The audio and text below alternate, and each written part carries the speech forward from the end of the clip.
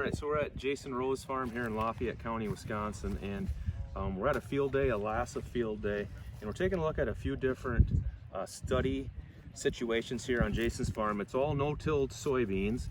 This setting though had no tillage done, either in the fall or before planting. So we're just going to take a look at the soil, open up a piece here in between the rows.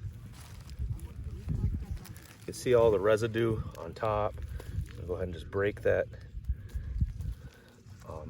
soil clod apart and all the structure that's in there. You can see the earthworm channels as they're coming up to the surface. Here's some of the earthworm casings. All right, so they're making their way up to the surface. What we don't see a lot of, there wasn't any cover crops in this setting, there isn't a lot of root material that's left. This corn crop, the roots have pretty well disintegrated and broke down over winter. So hang on, we'll head over to the next stop and we'll look at what it looks like when there's some cover crop planted.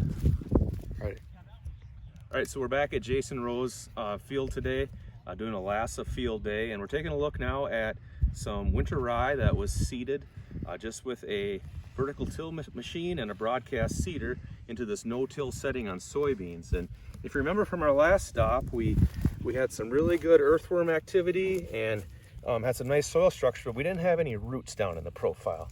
Let's see if that changes some here. So we're pulling up the soil clod this time, and I can already see some of those fine roots of the winter rye, which has been terminated. You can just kind of hear those as we're pulling this apart. They're kind of cracking a little bit, so they are really helping to hold this soil together. There's one of our earthworm friends. Okay, you can see all of the tunneling and such right in there within those rye roots. So the microorganisms have just another food source as those rye roots will break down and give way for the soybeans to come this year.